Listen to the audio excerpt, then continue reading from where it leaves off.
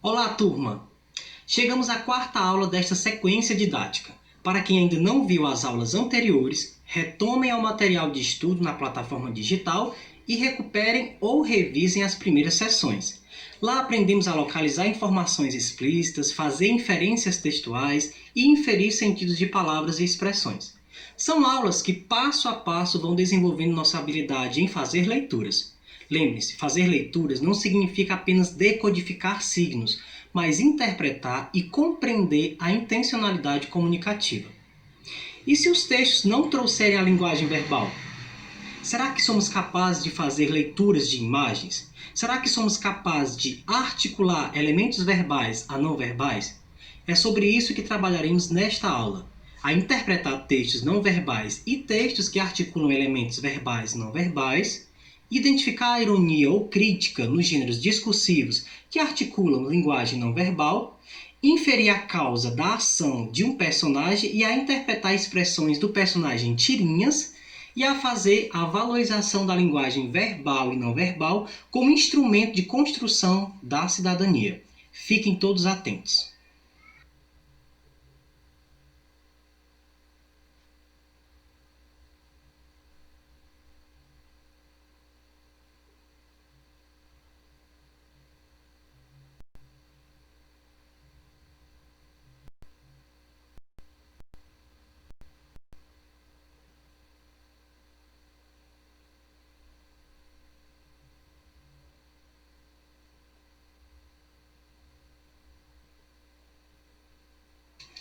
Observe que na tirinha acima não houve nenhuma fala dos personagens. No entanto, as pistas contextuais e a sequência dos 3 quadrinhos contribuem para a interpretação do texto, que se forma a partir dos elementos não verbais. Além disso, quem conhece a Mafalda, personagem Mafalda, sabe que o humor nos textos envolvendo essa personagem são carregados de críticas e de ironia, o que torna mais fácil identificar o propósito comunicativo do texto. No primeiro quadrinho, vê-se os personagens diante da TV.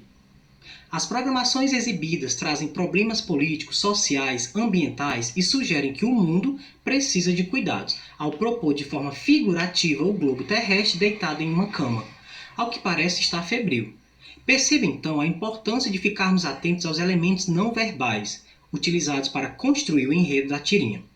Veja que o produtor do texto usou daquilo que se precisou para provocar a crítica, até mesmo os efeitos sonoros.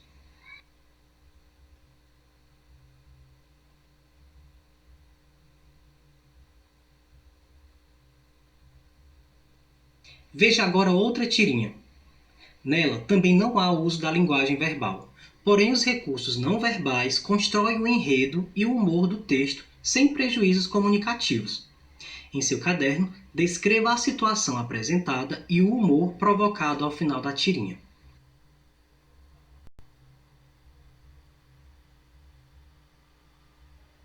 Você já deve ter percebido que entre os textos que circulam ao nosso redor, há aqueles que informam, conscientizam e instruem a população sobre assuntos do momento, muitas vezes com a intenção de convencê-la a participar ou colaborar com donativos ou trabalho voluntário. Leia os textos a seguir que ilustram esses contextos. Percebam que nas campanhas apresentadas foram utilizados recursos práticos para alcançar rapidamente o leitor-alvo e sensibilizá-lo por meio desses recursos.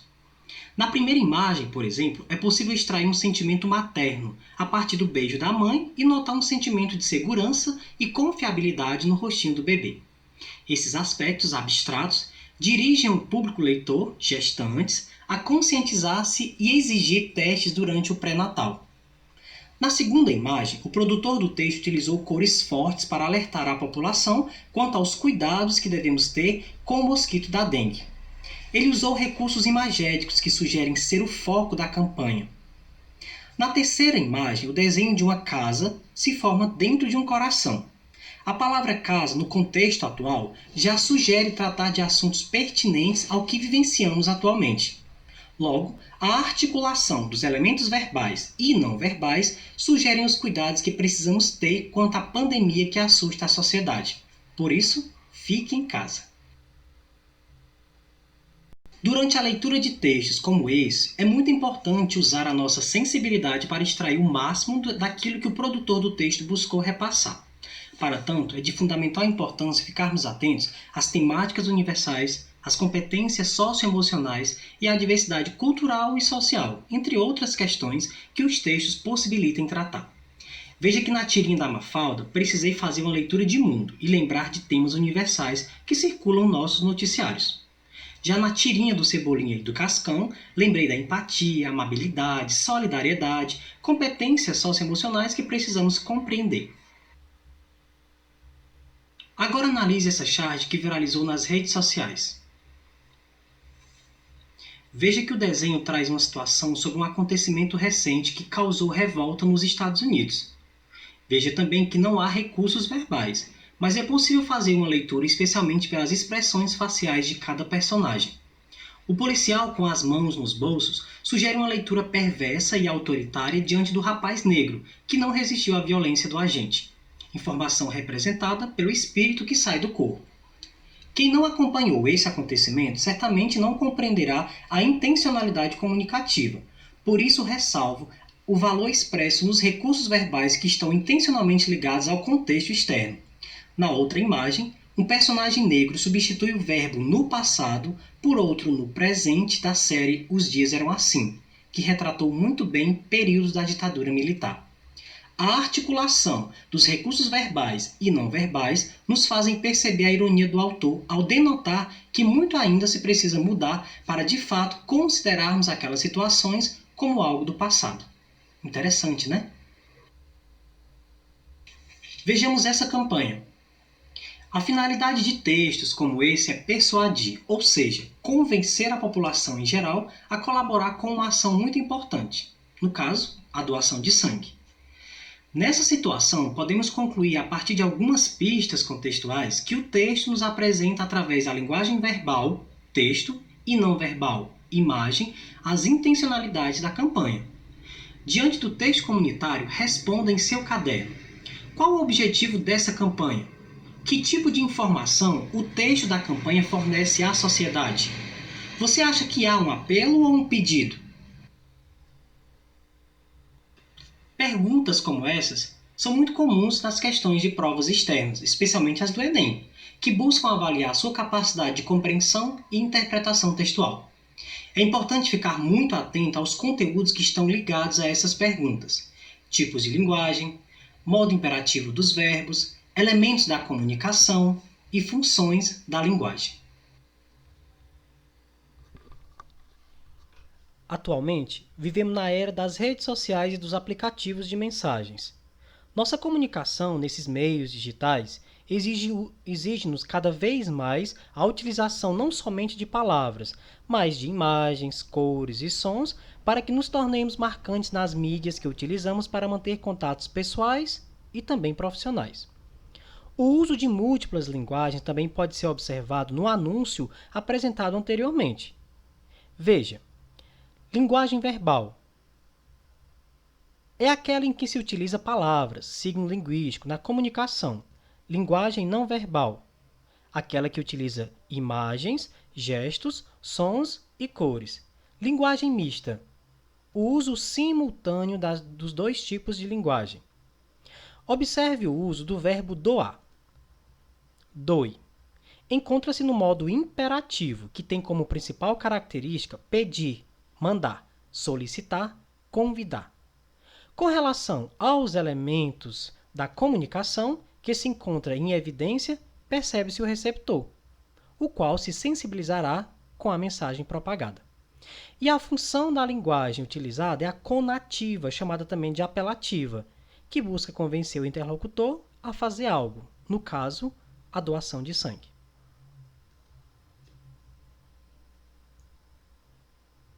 Você certamente percebeu algumas expressões destacadas em negrito no início da sessão. Todas essas marcações fazem alusão à necessidade essencial de todo ato comunicativo, que é a intenção, o propósito, a finalidade. Afinal, para atingir os objetivos fundamentais, informar, instruir, conscientizar e persuadir, a campanha comunitária reúne vários recursos que vão desde o emprego de uma linguagem clara, direta, objetiva e concisa, no padrão culto da língua, porém acessível a toda a população, até o uso de imagens de apelos diretos. No texto em análise, o material linguístico e a imagem não só informam, mas também indicam endereços eletrônicos, logotipo e outra forma de identificação do órgão, entidade ou empresa que vincula a mensagem, nos eventuais meios de informações a respeito da doação de sangue. Observe atentamente esta campanha.